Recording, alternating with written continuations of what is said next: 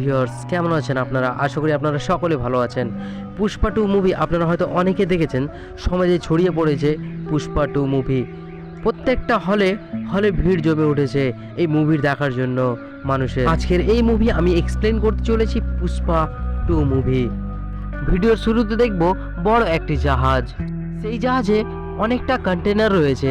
হঠাৎ করে সেখান থেকে একটা কন্টেনার পড়ে যায়। সে কন্টেনার থেকে বেরিয়ে আসে চন্দনের কাঠ। যে কন্টেনারটা পড়েছে সে কোম্পানির নাম চেক করো। তার বস বলে, জাপানের মজদুর বলে এটা একটা ভারতীয় কোম্পানি। সেই কোম্পানির নাম হচ্ছে পুষ্পা। প্রায় 40 দিন খাবার না খেয়ে, জল না খেয়ে সে বেঁচে আছে। পুষ্পার পাটা দড়ি দিয়ে বেঁধে তাকে টাঙিয়ে রাখে। ততক্ষণে পুষ্পা তার ধারালো অস্ত্র বের করে দড়িটা কেটে সে নিচে আসে। পুষ্পা সেই চাইনিজ লোককে অনেক মারে। শেষ অবধি পুষ্পাকে একটা গুলি লেগে সে নদীতে পড়ে যায়। শুরু হয় পুষ্পার গল্প। হ্যালো ভিউয়ার্স, পুষ্পা 2 মুভি আপনাদেরকে যদি ভালো লাগে তো অবশ্যই লাইক, কমেন্ট আর চ্যানেলটিকে অবশ্যই সাবস্ক্রাইব করে যাবেন। পরের দিন গ্রামে যতটা মজদুর রয়েছে সবাই মিলে একসঙ্গে গাড়িতে চেপে কাঠ কাটতে যায় সেই চন্দনের লাল কাঠ। তার সঙ্গে ছিল শেখাওয়াত, পুলিশ অফিসার। শেখাওয়াত সেখানে মজদুর হয়ে সে নিজে কাঠ কাটতে যায়। জঙ্গলে যখন কাঠ কাটা শেষ হয় তখন গাছ কাটার জন্য মজদুরদেরকে যে টাকাগুলো দেয়, শেখাওয়াত সেই টাকা নেয়। তাকে জিজ্ঞেস করা হয় তোমার নাম কি? তখন বলে আমার নাম শেখাওয়াত। জঙ্গলে কাঠ কাটা মজদুররা সবাই চমকে ওঠে। পুলিশ সেখানে রেড করে, অনেকজনকে সেখানে গ্রেপ্তার করে তাদেরকে থানায় নিয়ে যায়। সিনু নামে একটা মজদুর কাঠ কাটতে গিয়ে ধরা পড়ে সে জেলে রয়েছে। আজকে তার বিয়ে। মণ্ডপে সবাই অপেক্ষা করছে তার বিয়ের জন্য। পুষ্পা গাড়ি নিয়ে সঙ্গে সঙ্গেই থানায় যায়। থানাতে গিয়ে পুলিশ অফিসারকে বলে সিনু নামে যে ছেলে রয়েছে তাকে ছেড়ে দাও, তার বিয়ে এখন। সিনু নামে ছেলেটিকে সে জেল থেকে ছেড়ে দেয়। পুষ্পা জিজ্ঞেস করে যে তোমার শরীরে এত দাগ কিসের? সিনু বলে যে আমাদের মজদুরদেরকে অনেক মেরেছে। পুষ্পা রেগে গিয়ে যতটা মজদুর থানায় ছিল সবটিকে বের করে নিয়ে যায়। শেখাওয়াত অফিসার এসে দেখে যে পুরো থানায় কোনো মজদুর নেই। কিন্তু আপনারা জানেন থানা থেকে সে মজদুরদেরকে পুষ্পা কিভাবে নিয়ে যায়। পুষ্পা প্রত্যেকটা অফিসারদেরকে 20 লাখ, 40 লাখ, 50 লাখ টাকা দিয়ে ছুটিয়ে নিয়ে যায়। সিনু নামের ছেলেটি ধুমধাম করে বিয়ে হয়। সেখানে পুষ্পাও আসে। খুবই আনন্দ, খুবই আয়োজন সেখানে হয়। অনেক ধুমধাম করে সেই বিয়েটা হয়। পরের দিন পুষ্পা মিটিং করতে যায় সিএম এর সঙ্গে। শিবাল্লি তার স্ত্রী বলে যে সিএম এর সঙ্গে একটা ছবি তুলতে। শিবাল্লি তার স্ত্রী অনেক ইচ্ছে। পুষ্পা সিএম এর সঙ্গে মিটিং এ যখন গাড়ি থেকে নামতেই মিডিয়ার ভিড় জমে সেখানে। পুষ্পা এখানে নিজের জন্য আসেনি, সে এসে তার স্ত্রীর জন্য, শিবাল্লির জন্য। তার অনেক দিনের ইচ্ছে যে সিএম এর সঙ্গে তাদের দুজনে একসঙ্গে ছবি দেখবে। তাকে খুশি করার জন্য পুষ্পা এসছে। সিএম পুষ্পার সঙ্গে পরিচয় করিয়ে দেয়। সিএম বলে হ্যাঁ আমি তো তাকে চিনি, সে পুষ্পা, অনেক নাম রয়েছে পুষ্পা। সিএম এর গায়ে চাদর দিতেই তাকে বলে যে একটা ছবি দিবে। সিএম সাফ বারণ করে দেয়, সে ছবি নিতে পারবে না। পুষ্পা মন খারাপ করে বাইরে বসে থাকে। সীতাপ্পা পুষ্পাকে নিয়ে এসেছিল সিএম এর সঙ্গে পরিচয় করানোর জন্য। সে পুষ্পা রেগে সীতাপ্পাকে বলে যে এরপরে তোমাকে নেক্সট সিএম হতে হবে, তার জন্য যত টাকা পয়সা লাগবে সে পুষ্পা দিবে। তার সঙ্গে একটা ছবি তুলে পাঠিয়ে দেয় সে বাড়ি।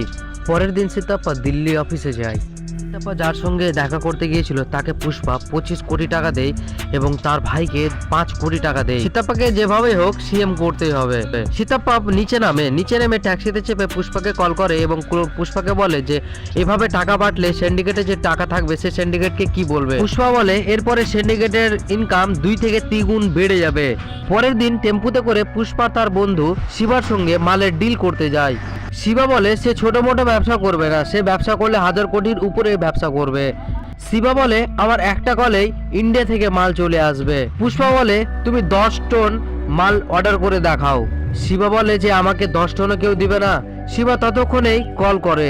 শিবা মুরগানকে কল করে বলে যে আমার 10 টন চন্দনের কাঠ এখনই লাগবে। ততক্ষণে পুষ্পাকে কল করে মুরগান, তাকে বলে যে আমার 10 টন মাল লাগবে আর্জেন্ট।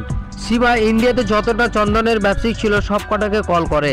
আবার রিটার্ন কল আসে পুষ্পাকে। শিবা বুঝতে পারে যে পুষ্পা অনেক বড় ডিলার আছে লাল চন্দনের। পুষ্পার সঙ্গে ডিল হয় 1 টনের 2.5 কোটি টাকা, প্রায় 2000 টনের লেনদেন হবে। পুষ্পা ডিল কমপ্লিট করে তার হেলিকপ্টার নিয়ে সে চলে আসে।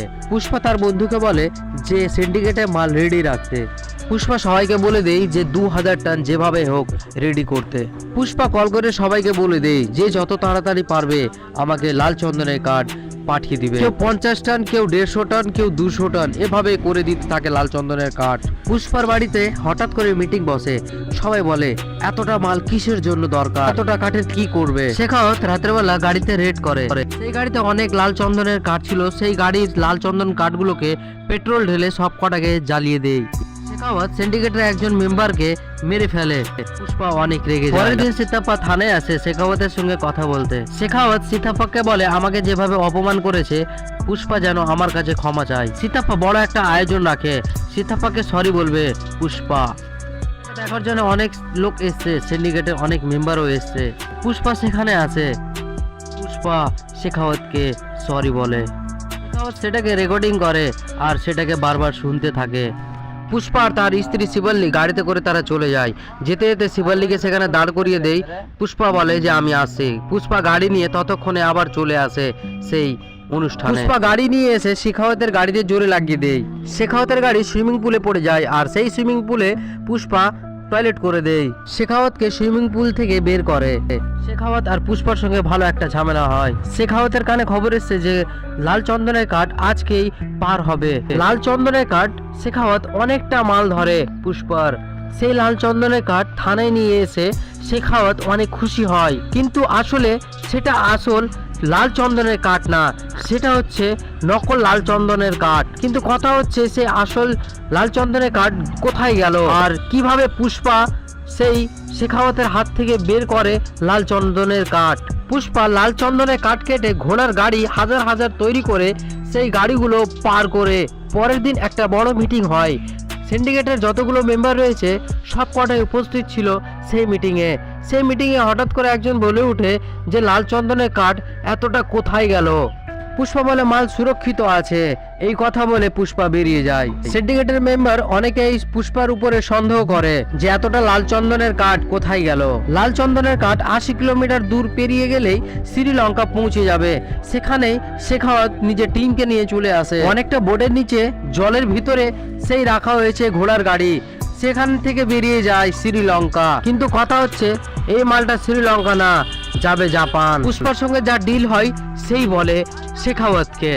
কথা হচ্ছে জাপানে যে মালগুলো যাবে সেখানকার সেই টাকাগুলো কিভাবে নিবে, সেই টাকাগুলো হাওয়ালার মাধ্যমে নিবে। একটা ছেঁড়া নোট দেখিয়ে সেই ছেঁড়া নোটের সঙ্গে ম্যাচ হলেই তাকে সে টাকা দিবে। ভিডিও শুরুতে আমরা দেখেছিলাম পুষ্পা বড় একটা জাহাজে কন্টেনারে মাল নিয়ে যাচ্ছিল আর সেখানে জাপানের কিছু লোক পুষ্পাকে একটা গুলি করে তাকে নিচে ফেলে দেয়। পুষ্পা জাপানের অনেকগুলো লোককে মেরে সে হাওয়ালার যে টাকা ছিল সেই টাকাটা দেখায়। তারা বুঝতে পারে এটা ইন্ডিয়া থেকে সেই পুষ্পা এসছে। পুষ্পা জাপানের লোককে বলে এরপরে আগে টাকা আসবে তারপরে মাল আসবে। এভাবে তাদের সঙ্গে ডিল হয়। পুষ্পা নিজের একটা ব্র্যান্ড তৈরি করলো, সে নিজের হাতের ছাপ। জাপানের লোক পুষ্পাকে বলে তোমার বাড়ি যাওয়ার আগে তার থেকে আগে পৌঁছে যাবে টাকা। ঠিক তেমনটাই 1 কন্টেনার টাকা পৌঁছে যায় ইন্ডিয়ায়। পরের দিন সিতাপ্পাকে সিএম ঘোষিত করা হয়। সিতাপ্পা সিএম হয়েই সঙ্গে সঙ্গে চলে আসে পুষ্পার ঘরে।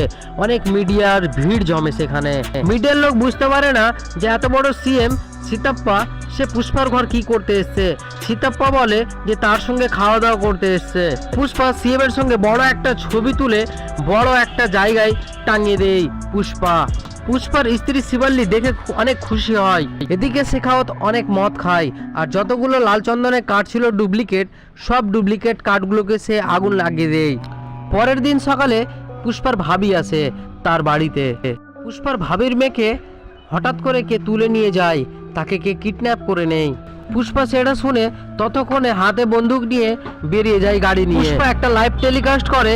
সেখানে পুষ্পা বলে যে আমার যে ভাতিজিটা রয়েছে যে কিডন্যাপ করেছে তাকে জিন্দা ছাড়বে না, তাকে মেরে ফেলবে। পুষ্পা এদিকে ট্রেন এদিকে বাস গাড়ি সব বন্ধ করে দেয়। ততক্ষণে সিএম এর ফোন আসে।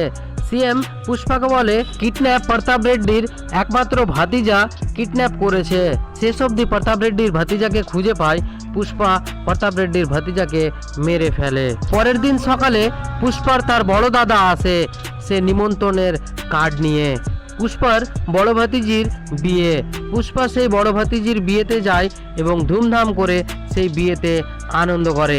এইভাবেই শেষ হয় পুষ্পা 2 এর গল্প।